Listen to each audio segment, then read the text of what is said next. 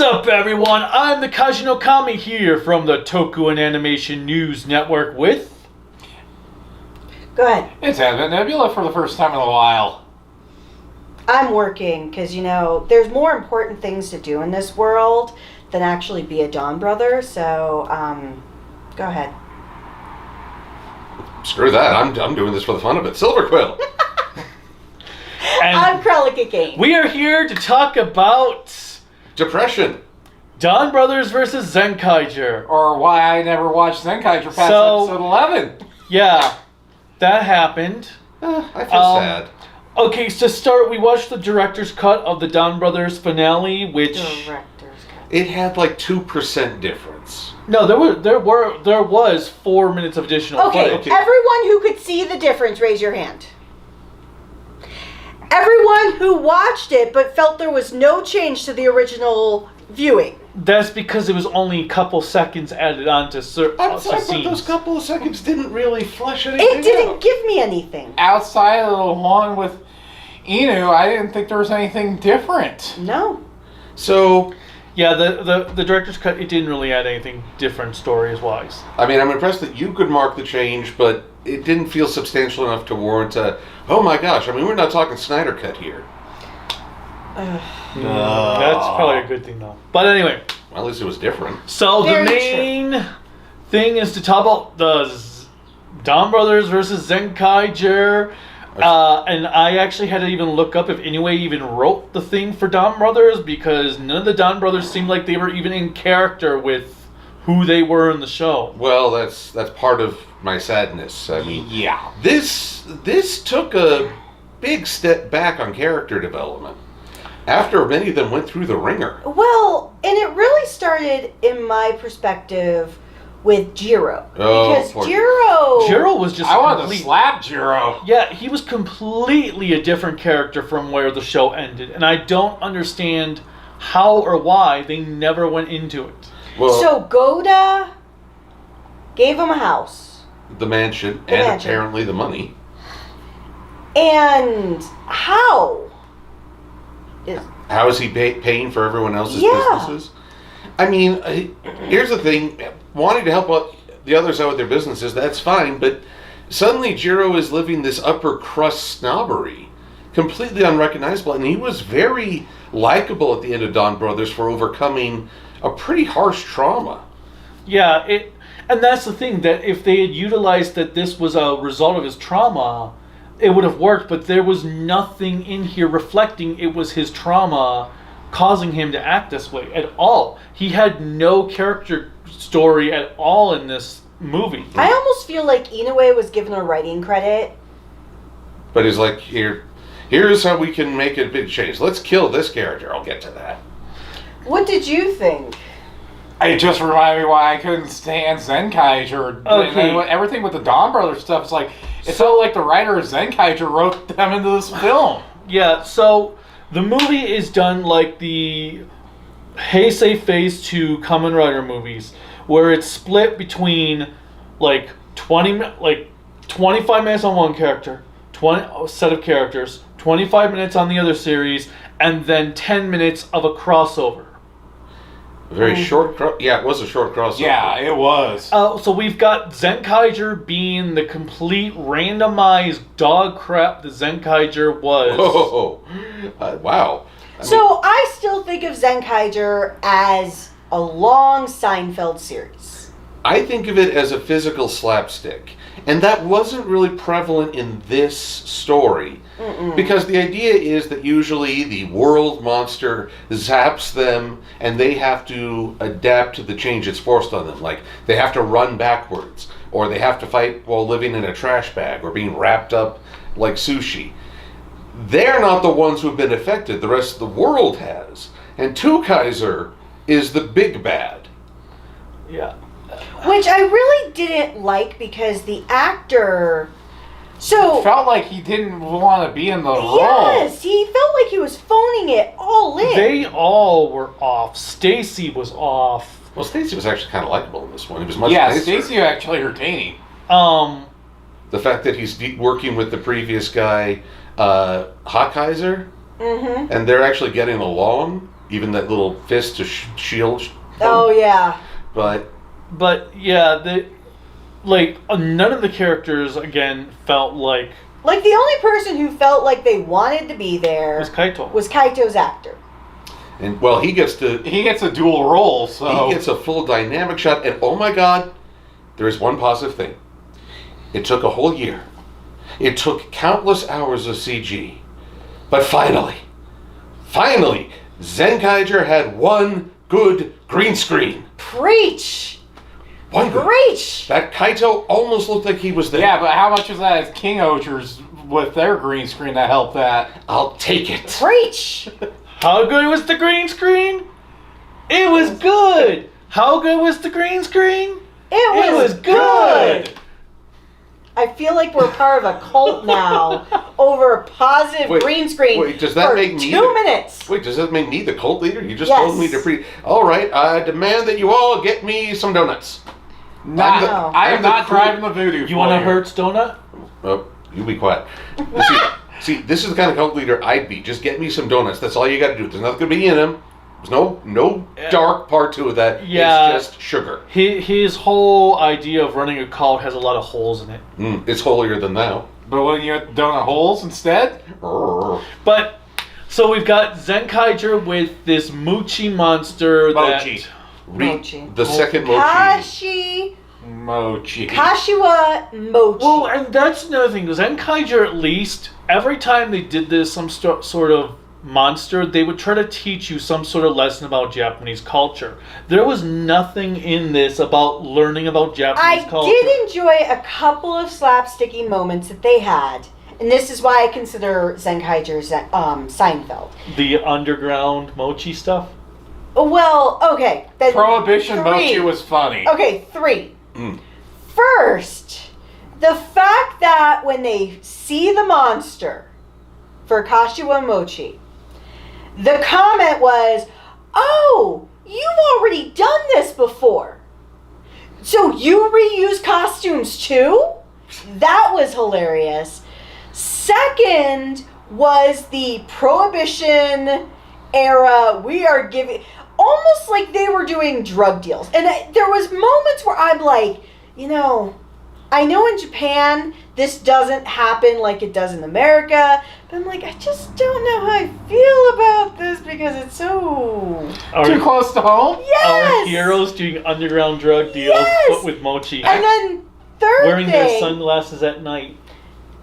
oh God, now I'm just thinking of the damn song. Third, You don't have to hear that at work every day. no, now I just hear it in my mind right now. Oh, here, I can help you hear it. No, we don't want this to be demonetized. Yes. If you don't know the song, just do something for. I wear my sunglasses at night so I can. I don't remember everything else. I can know it all in my head, but I can't get the words And the out. sad thing is that song's about stalking somebody. Yes, that's the worst part. Don't switch the blade on the guy in Really? shades. Yes. Well, It's still better than I'll be I just taught you all that I think I'm turning Japanese is about something inappropriate. Now you get to learn that song's about But stalking. that makes the song even cooler. Well, Just think Pumped Up Kicks is about school shootings. What song? Pumped Up Kicks by Foster People. the other kids. Don't know. Pumped Up Let me Kicks. play that for you. No! Okay, anyways. It's just like Come Out and Play. It's about the same thing. Okay. Yes. But Yeah. third thing I liked before we got derailed is that when we got the title of the movie finally, when Flint is like, "We just now got the title," and the monsters are like, "Okay, get off the screen." And also the monster's like, don't roll call all at once because that was sensory overload. So, Yeah, okay, God, so yes. we've got this randomized Zenkaiger thing that just was random. But Randomized actually, Zenkaiger. now, Oh, I see what now you that mean. we've invoked Prohibition, I kind of wanted to see Kaito dressed up as Al Capone. Oh My my God. Wouldn't that be funny? Well, I just Or wanted, Stacy. I just wanted somebody to say, "I'm gonna make you an offer you can't refuse," Well, and then somebody go to bed and wake up in the morning and there's a horse head there. Oh, what if it's The bird. the bird head. And Yes, was it just Bertha. me? Did Tsubasa feel out of character this whole movie? Oh God, yes. So, okay. He really did. Well, Tsubasa felt very. But we're still on the Zenkaiger part. Yes. No, now I'm just thinking of one of the guys wakes up and there's half an eaten mochi in his bed. Oh God. Or not. Yes, Mochi. Like, Yeah, so two Kaiser wakes up and there's a half-eaten mochi. yeah! Oh God. So now the funny thing is when the Kashiwa Mochi world decided to take over, apparently he did not get to take over because Kaiser is just so in it. He took over the world before the world had a chance. And just became the king of mochi. And I'm like, that does seem like... That honestly felt like something that his character would do. And then at the end, his apology felt like something you would do. I'm sorry, I broke my promise. That is you, 100%. I don't think he would be even that vocal. That's very true. It's like only a dog could hear the apology. It's at such a frequency. I did like, even though it didn't make any sense, when Kaito goes is walking through Colorful and it starts changing to Donbrothers. With the happy birthday portion? Or welcome back, Taro. Oh, yeah. Okay. That shift, but that never amounted to anything. We never found out why there was this shift in the world for a moment for Kaito. Yeah, I was a little... Well, maybe because they feel the convergence is coming. I don't know, but I thought it was going to be some kind of cool, like, merging, but nope, it was just... We still don't have an answer of who the master is. The eternal hero. Yeah, that was like, you're waiting and waiting for them to meet, and they just write it off in one, like, oh yeah, I'm just an eternal hero. Boom, boom, boom. You have a twin too? No, you're definitely a single child. Although now that we said it, all I can think of is Welcome Back Carter. Welcome Back Taro. Yo. You mean Cotter? Cotter. Yeah. Yo, just make sure you save that henchman from Mr. Taro. Who's Cotter? So Welcome Back Cotter is a sitcom from the 70s late 60s, early 70s. Early 70s. 68 to 74. And it had John Travolta as one of the main characters as a teenager. It had the Sweat Hogs. It was his big break on the TV before he went into Grease. And he did Grease during the final year of that Yes. Why show. was he going to Greece? The movie Grease, dork. Tell me more. Anywho. I love So that yeah, song. definitely... I do love that the twins, who never took on their human forms. Yeah, what the hell was up with that? Why are they in robot form still? Money. Budget. But then we still have to deal with those awful puppets. Oh, sorry. And I forgot how damn annoying the bird was. Well, I kind of like the bird. The bird was a little bit more obnoxious here. Maybe because I have had a year without him. Because, to be fair, I love the opening theme song for Zenkaiger. I have it on my phone. I listen to it. I really do enjoy it. And so, listening to it without his interruption, I completely forgot about, like, how high-pitched he was. Okay, I did like, though, hearing the one lady's voice again. The lady? The one who does the Zenkaiger transformations. Oh! The sportscaster lady. So, when I first heard the voice for the Henshin devices in Zenkaiger, I did not know that was a woman. She's a baseball announcer in I Japan. confess, I thought it was kind of deep. I misunderstood. She does have a very deep voice. She's not Japanese. She's I still feel like I did something wrong. I think you didn't do anything wrong. I legitimately thought it was like a higher pitched male voice. And to be fair, I have female friends who have very deep, almost monotone voices. Yeah, masculine like voices. She's a bass. And so she is, I believe, either Australian or Canadian. Well, either which way. Oh yes, there was the fourth funny thing in Zenkaiger when Hawkeiser is attacking his son, Kaizo. Yeah. That's the lady that does the voice. Oh, okay. But the Zenkai change falls flat because he's not directly under the That kid. did have me laughing. Okay, that was funny. Yeah, when The he goes, epic fail. and then he gets knocked out of the way, and And he's just like, Dad, come on! And I think what made it perfect is the fact that both looked up and looked all the way down. That they just weren't like static, but they actually followed. They actually acknowledged the fact this transformation was going to fail. Yes, because that's the hard part that I give people credit for when they're working on like CGI, because obviously there's nothing there, and to actually still mimic like something did. well, occur. it also the effects people definitely did a good job on making sure the timing was right.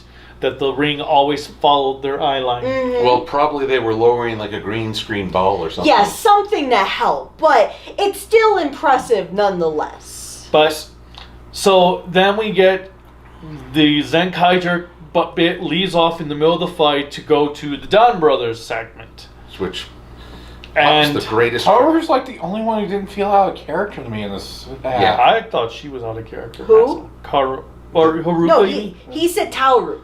Oh, Taro. Taro. Yeah, but his whole that was just random. Like, oh, you're gonna get your memories back now. What? Inspector Gadget.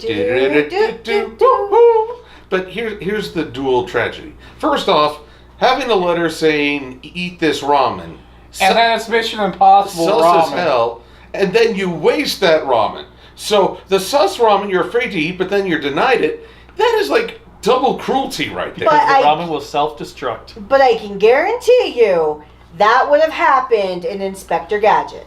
But no, it was just so random how Taro just walks in this place and is like, okay, you now have your memories back. Like, what? That's it? It seemed like it was Kaito's plan. Like what? Oh no, the master's plan. That was just The so master plan. easy that he's just get his memories back just like that.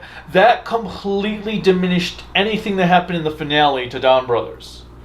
And the fact that he keeps his memories. Look, okay, well, we're not at the end yet. I guess I should. Yeah, no, there's going to be a crossover King Oger after this. Well, you know there's going to be more. But then we get him at Donbra, and you see a welcome back Taro. Welcome back. Welcome And back. Marusume welcome is an back. employee of it now. Clearly saying that everybody knows that Taro is back. But what really bugs me is at the end of Zenkaiger, which it helped that we just rewatched the finale, that didn't show anything new that I felt. But anyways, that we just rewatched the finale, and we saw how heartbroken all of them were months later when they're at the party for the, or not party, but the event for Haruka's manga. So you have all of that, and then we go 1 year later from that. So essentially it's been about a year and a half altogether. And we see that in a year and a half, they have changed from where they were to being completely new people. And that just, people change, yes. People can change fairly quickly. I'm not saying that people can't change quickly. But With that level of a lot of douchiness. them were just too out of character. Tsubasa, I would never see settling down the way they had him do it. well, there's Yeah, Tsubasa most of all would not have just given in to. well, neither would Haruka. Haruka, even though she is so fixated on recovering and being a mangaka, how she was handling herself at that party, that even Sonoza was frustrated, Oh, sorry. says a lot. Sonoza was kind of the group conscience. He really was. But Pheasant, Kijino. Wow, he turned into a bastard. So did Natsume. And Natsume. I was like, what the fuck? Well, I could kind of appreciate he's my ex. It's really awkward. Yeah. But at least they're friends now. I'm sorry. I know other... But yeah, that whole... I actually have a couple of exes I'm friends with, so... But yeah, the whole... But I can see Natsume pulling that just given her character. Yes. But everybody is basically a worse person in this. And while it's okay for someone to stumble, how are they at the end? Because Jiro never really gets over it, and that's why I'm hoping a crossover with King Oger might give him a chance to redeem himself. But yeah, the whole... That was just... I don't know. The whole... All the characters were off, and if that was the intention, it didn't work because nothing was built up. Taro getting his memories back. I really feel like there was a missing segment for Taro before he gets his memories back. Because it was just so random, like, okay, we're going to just undo the finale. Because we need to get Taro back into the story. Well, I felt like that this movie was in the works before the series was over. And with being only 55 minutes, they only had so much they could write for it. I guess so, but then there's the big thing. Taro dies to their longtime 5 transformations and counting rival. 5? Yes. Yeah. And then we get probably the grossest thing I've seen in Sentai in a while. Well, it was very horror movie Exorcist. Well, I don't understand why did Sonoi just throw up on him? Okay, do you not remember early in the series for Donbrothers? Now, Taro didn't throw up on Sonoi, but Sonoi stole his essence. Well, the Cerebrum stole from Taro to resurrect Sonoi. But it was, yes, you're right. It was a Cerebrum. It was a red-ish... It was a reddish power. thing that he was in a casket. Right. And it covered him in, like, ooze. So essentially, because when Sonoi was returned, he was a mixture of Taro and himself. That's why he got stronger, and I think that's what changed his trajectory as a character to showcase more compassion, because he understood more of what Taro was about.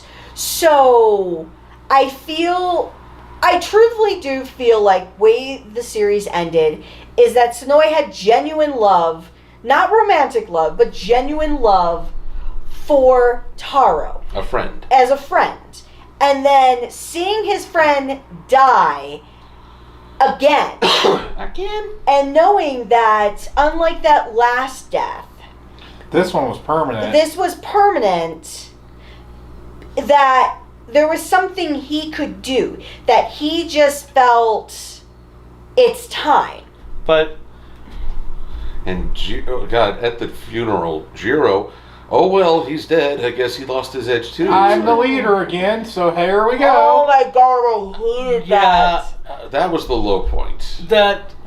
So, then we have... Okay, I will say, having our ninja magician guy transform yet again, this time into a Zenkaiger gear, the bird with the gear design.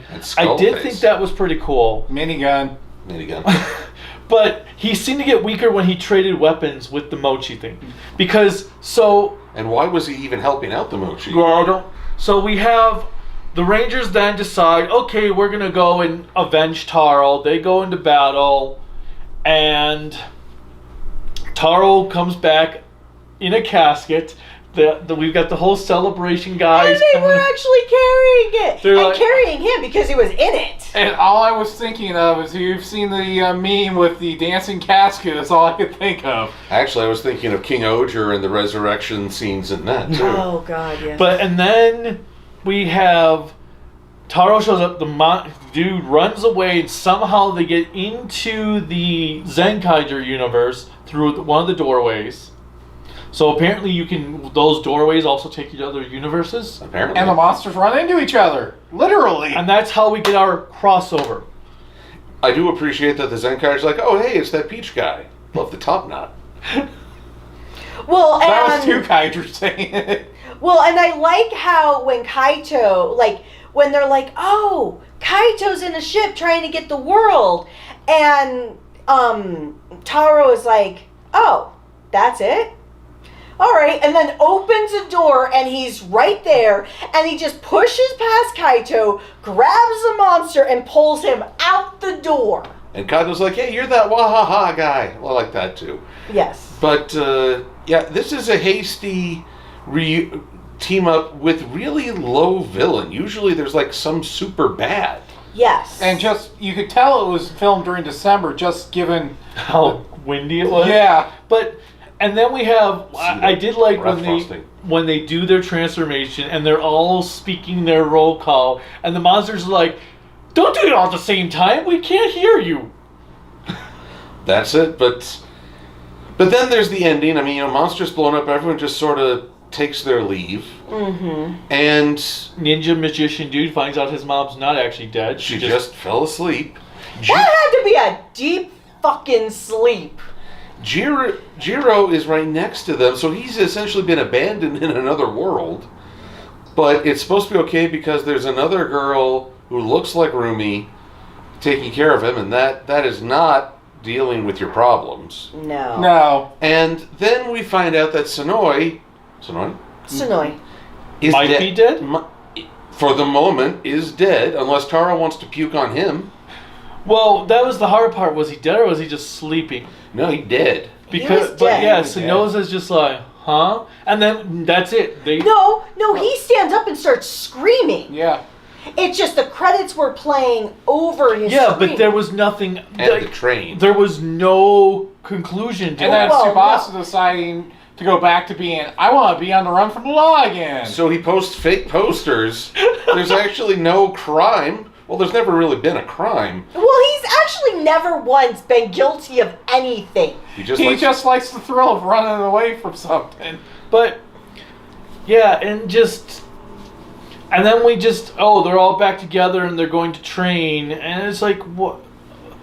Okay, so basically this was all just so they can have Donbrothers appear in all the next succession of Sentai crossovers and crap. And we wondered at the end of Donbrothers the first time around if that desaturated Don Momotaro look would be in King Oger. Like this was going to be a thing for the next couple years, and no such luck. Well, and they told the way I totally thought it was going to be. Oh, well, we've got Black Kaito without the colors. Now we're gonna have Momotaro without the colors. Nope, has no relevance to the story whatsoever.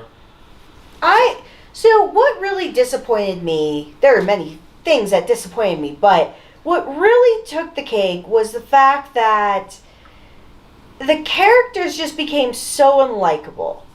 And that is the one thing I cherish from this. And it takes me back to like 01. So God. 01, Those Others movies. the series was so fantastic, so well written. Yes, it had its flaws. I am not But saying it's perfect. The finale movie, which was supposed to be the final arc originally, just wrapped up everything perfectly. And there was no need for the additional movies, in my opinion. And it's kind of one of those things of, with 01, outside of the finale movie, I don't actually acknowledge the rest of the movies. I've seen them. We don't talk about We them. don't talk about them. They were garbage. They character assassinated everyone. And That's what here the O's movie does. And that's what I also lost my desire to want to watch the Gokaiger 10 years later movie, because they probably pulled the same crap in that. Well, and that's what... It's with Gokai Silver, from what I've heard.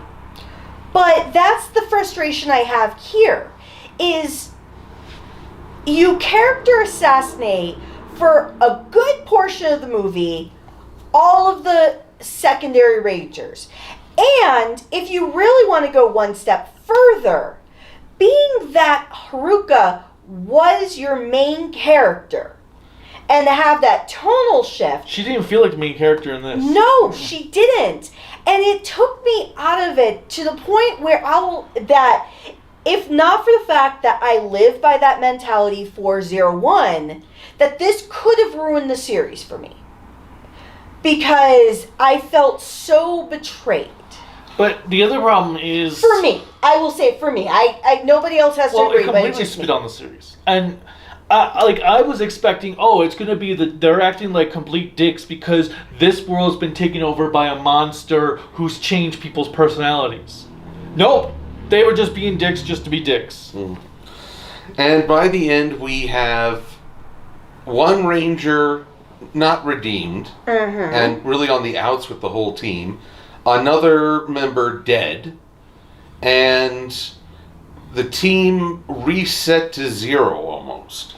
Exactly. Which really takes away from the drama of the finale. So I come out of this actually feeling kind of sad. Like, I was looking forward to seeing the high energy Zenkaiger with the highly dysfunctional Donbrothers, and even that was just 10 minutes of, oh, you're here, let's have a quick fight, okay, bye. And it wasn't even... They never even got a farewell scene where they separated. It was just cut right to the Zenkaiger celebrating their victory. Yep. I mean, Zenkaiger came out of this okay, I guess. Except for Two Kaiser, he still looks like a jerk. But And it has Two Kaiser not being in one. But yeah, this movie sucked. This was one of the worst Versus movies. Oh yes, and VS is Victory Special Super? Yeah, Victory Super. and Super. So yeah, the VS is not Versus. So what are your final thoughts? Character assassination, one of the best Sentais I've seen in a while. And then Zenkaiger is just like, okay, I remember why I could never get through this series. I will say Zenkaiger, it didn't change my perspective of it. I'm happy that I did watch a series. I can appreciate why you didn't continue it. Admittedly, if not for me, he wouldn't have continued it. So I can appreciate where you're coming from. But it was, for the Zenkaiger part of it, it was true to form with what Junko does. If Inoue wrote the Donbrothers part, I can't believe that he wrote it. I cannot believe that he wrote it. It was such... It felt like crap. it was the second half of some of the stuff he's done on some of his other shows, but terrible.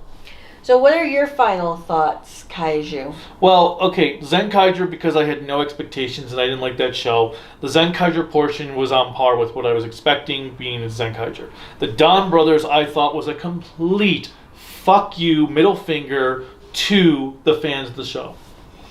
And then your final thoughts, Mr. Silver Quill. Last but certainly not least. Well, I feel like I already said them in that I come away from this saddened.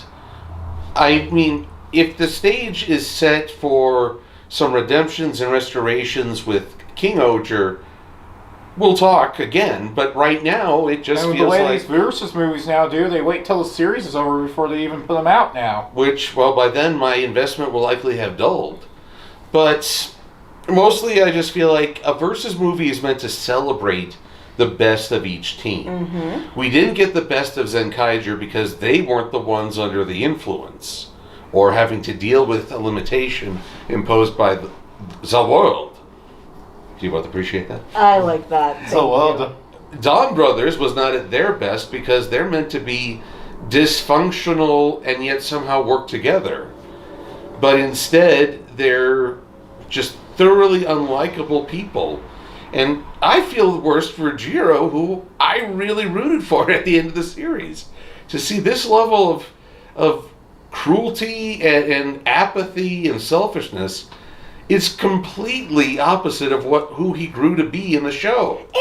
And if we go back to zero, like if we take the characters back to zero, as they're saying, of how they have to grow and become a team again with their bonds, Jiro did not start at zero like an asshole.